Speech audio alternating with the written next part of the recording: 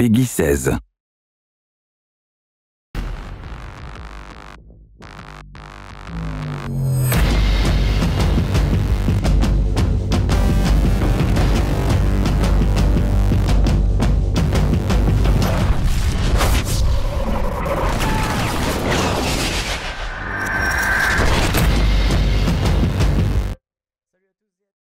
Bonjour à tous et à toutes, j'espère que vous allez bien, c'est Damon.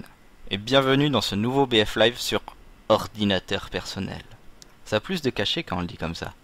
C'est comme X-Boîte tour complet. Ou station de jeu 3. Bref, cet épisode aura pour thème le blindé léger. Et notre champ de bataille sera Gulf of Oman, une des cartes de l'extension Back to Karkand. J'ai choisi une configuration de serveur en conquête large avec 32 joueurs, pour essayer de m'approcher du style de jeu que va proposer le prochain pack d'extension Armored Kill. Mais comme les tickets étaient élevés, j'ai un peu coupé la vidéo de façon à ce qu'elle ne soit pas trop longue. Mais toutes les séquences que vous allez voir sont tirées de la même manche. Mes coéquipiers seront Payday, avec qui je suis en vocal, et Equa. Mes atouts de véhicule seront les fumigènes, qui selon moi sont indispensables, les munitions perforantes, que je trouve beaucoup plus polyvalentes qu'un missile, qu'il soit guidé ou à verrouillage, et le scanner de mouvement, très pratique pour capturer les drapeaux, mais aussi pour contrer tous les fans de Plastic Bertrand. Je parle bien sûr des soutiens et de leur charge C4. La partie vient à peine de commencer, j'ai récupéré un LAV 25 au point D, et avec mes coéquipiers je vais essayer de reprendre toute la partie côtière de la map. Je vais d'abord faire étape au point C, car ils ont le point B, pour voir ce qui se passe. D'ici je repère deux blindés, un lourd, un léger. Un qui va à droite, un qui va à gauche. Je prends un impact. La seule stratégie viable pour moi est de fuir. J'évite de justesse un missile. Mes deux coéquipiers sont sortis car ils auront plus de chances d'être efficaces en guérilla urbaine. D'ici j'évite un deuxième obus. Je repère une infanterie ennemie. Le risque d'embuscade est important, alors je décide d'utiliser la vitesse de mon blindé pour contourner l'adversaire et me repositionner de façon à fournir un meilleur soutien à mes coéquipiers. Dans ma position, et avec ce véhicule, je n'aurais jamais pu tenir une attaque frontale. Le repli stratégique et les attaques par surprise sont souvent les meilleures solutions. Par chance, je n'ai pas été repéré et ma stratégie va être payante. Vous venez de contempler la puissance des munitions perforantes et vous pouvez constater que cet atout est une des armes qui permet de détruire très rapidement un blindé lourd par l'arrière.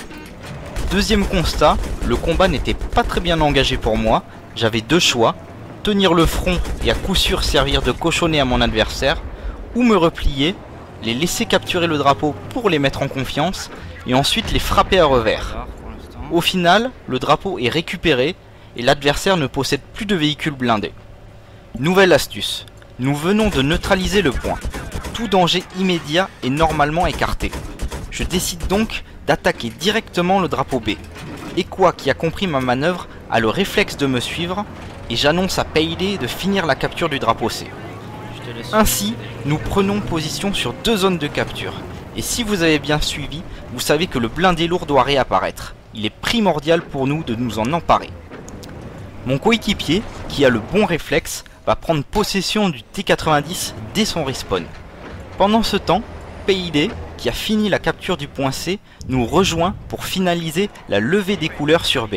Et en parallèle, notre équipe a repris le point de contrôle A. Comme ma minimap est en zoom rapproché pour valoriser mon scanner de mouvement, je me sers de la carte 3D pour planifier mon prochain mouvement. J'annonce à mes coéquipiers que le point Delta est passé sous contrôle russe et qu'il va être notre prochaine destination. L'hélicoptère aurait pu stopper notre contre-attaque s'il n'était pas passé dans la fenêtre de tir d'Equa. Notre puissance de feu semble être supérieure à notre adversaire. Je prends donc position dans la zone de capture pour l'arrêter. Mon scanner va alors me dévoiler la présence de l'adversaire, et je vais donc déverser un déluge de feu dans sa direction. Pour cela, j'alterne entre les munitions HE et AP du VBL, ça me permet de tirer quasiment en continu. Pendant ce temps, Payday essaye de débusquer notre gibier qui doit être sous haute pression. Le voilà enfin, nous l'avons eu, le drapeau est à nous.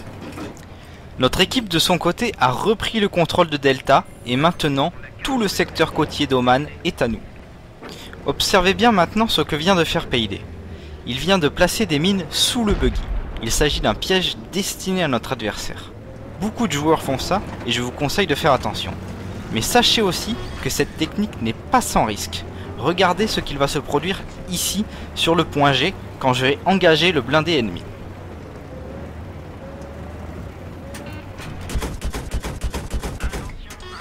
Un joueur a utilisé le même stratagème et mes tirs de canon ont déclenché les explosifs qui ont fait ensuite détonner le char et son conducteur.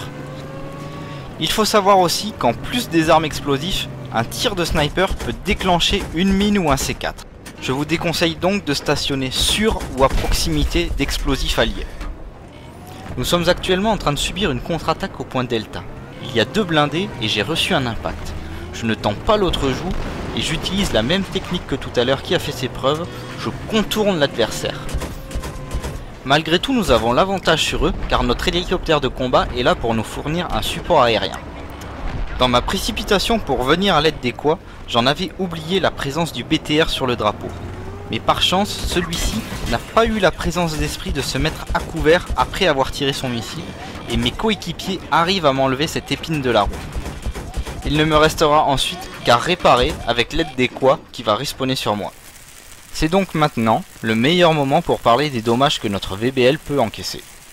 A la différence d'un blindé lourd, ce véhicule possède un blindage uniforme sur toute sa circonférence. Il n'a donc pas de point G à l'arrière. C'est un avantage de taille car vous n'aurez pas à prendre cette variable en compte pour vous positionner. Il faudra juste faire attention à se placer de façon à pouvoir battre en retraite rapidement en cas d'attaque soutenue. Pour ce qui est des lance-roquettes et des obus de blindés lourds, si l'impact est à 90 degrés, les dommages seront de 36%. Il s'agit en gros d'un joker avant la neutralisation, et c'est pour ça qu'à partir du moment où je reçois un impact, j'entame une manœuvre d'évasion. Vous avez pu voir juste avant que les missiles guidés, eux, vous neutraliseront en un coup. Mais ils sont lents et faciles à esquiver, à la différence des munitions AP qui ont une vélocité très importante et qui peuvent causer dans les 10% de dommages par obus si l'impact est à la perpendiculaire du blindage de la cible, contre 5% pour les munitions HE. Et abricot sur le biscuit, si vous attaquez un blindé lourd par l'arrière, les dommages de vos pruneaux seront doublés, de quoi donner une bonne diarrhée à votre adversaire. Conclusion, que vous soyez en mode offensif ou défensif, votre intérêt est d'exploiter au maximum la mobilité du VBL, de façon à distribuer un grand nombre de pêches tout en évitant les châtaignes. Et j'espère que cet assortiment de jeux de mots fruitiers ne sera pas seulement compris des possesseurs d'un compte Battlefield 3 primeur. Bref, voilà un petit récapitulatif des informations importantes à retenir pour les armes du VBL quand on a un combo HE et AP. Je ne vais pas rentrer plus dans les détails car ça deviendrait chiant. Et en plus j'ai la flemme. Voilà. Je vais maintenant vous parler plutôt des autres atouts que j'utilise et que je qualifie de défensifs. J'anticipe un peu les commentaires à propos du blindage réactif.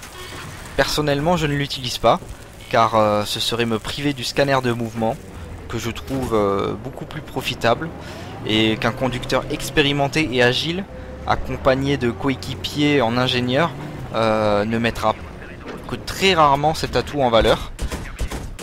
Mais attention, ne jamais dire jamais car sur des cartes très dégagées comme celle annoncée pour Armored Kill, cet atout trouvera peut-être sa place sur mon VBL, même si malheureusement il aura une tronche de moule à gaufre. Deuxième atout défensif que j'utilise, les fumigènes. Pour tout vous dire, je ne sais même pas par quel autre atout on peut le remplacer, car il s'agit pour moi d'une obligation. Premièrement pour lutter contre toutes les armes à verrouillage, que ce soit sol-sol ou air-sol, mais aussi pour créer des écrans de fumée pour se protéger lorsqu'on répare ou couvrir l'avancée de son infanterie.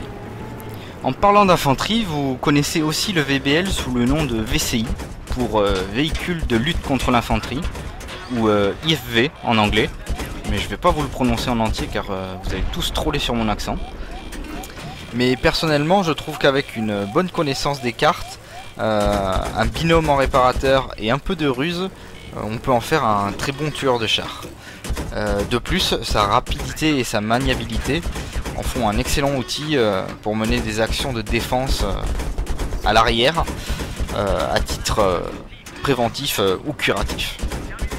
Fini la théorie, on va voir maintenant un peu de gameplay avec du commentaire un peu plus classique.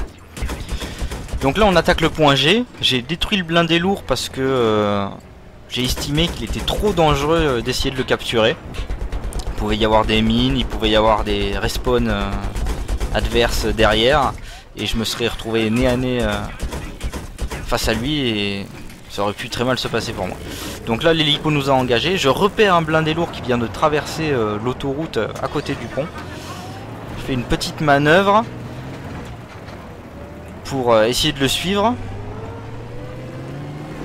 Je m'aperçois que quelqu'un demande un taxi. Je me retourne pour l'emporter et direction D, là où le blindé lourd s'est dirigé. Et là je vais commettre une erreur.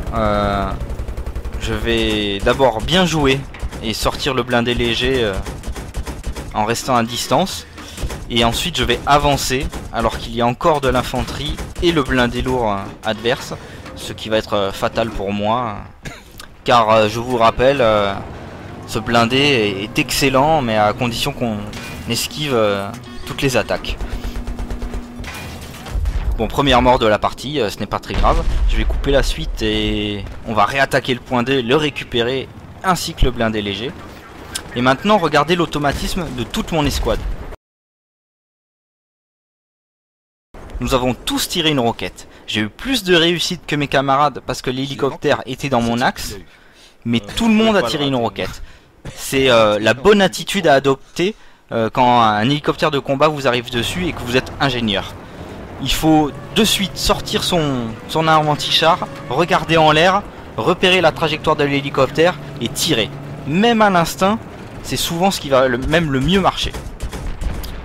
Donc on est reparti, blindé léger. On va reprendre cette plage. Donc là je repère un blindé sur B. C'est une cible de choix pour moi. Mes coéquipiers sont sur C, apparemment il n'y a pas de menace. Je préfère sortir ce blindé et aider un autre coéquipier qui est sur B, pour ainsi capturer à la fois deux drapeaux. Je ne vais pas sur B, il reste un camarade, le drapeau va être à nous. Je reviens sur C pour récupérer mes deux coéquipiers d'escouade.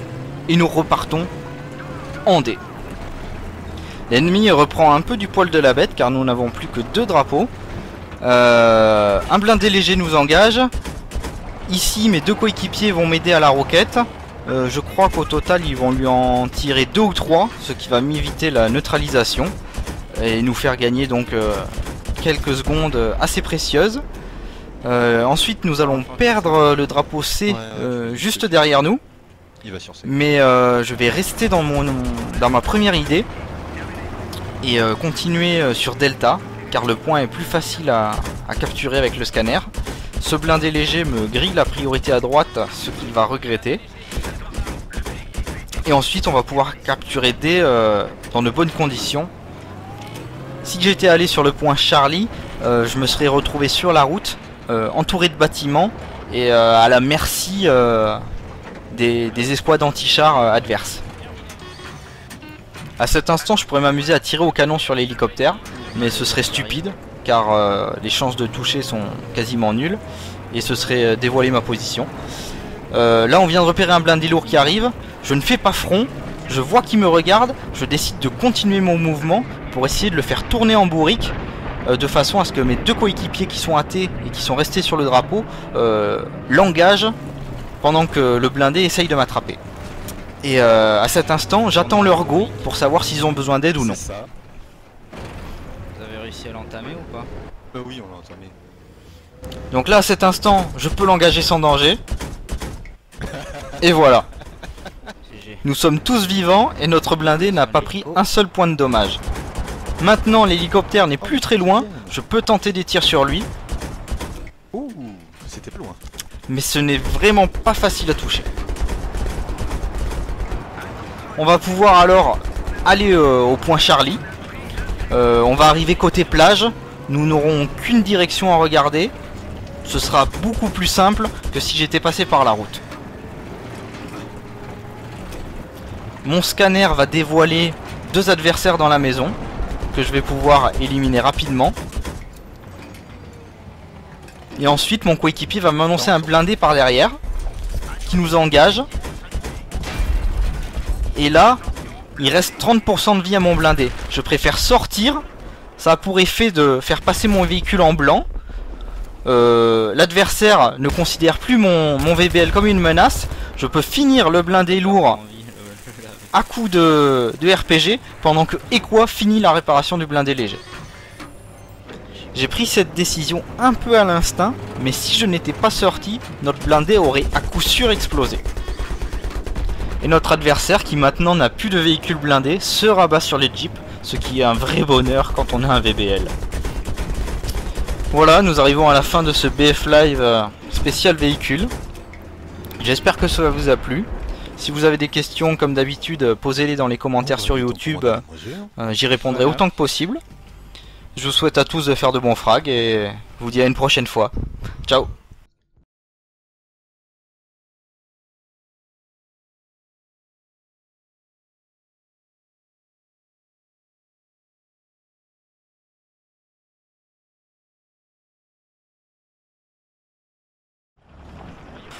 Trois fantassins spotés sur nos 3 heures.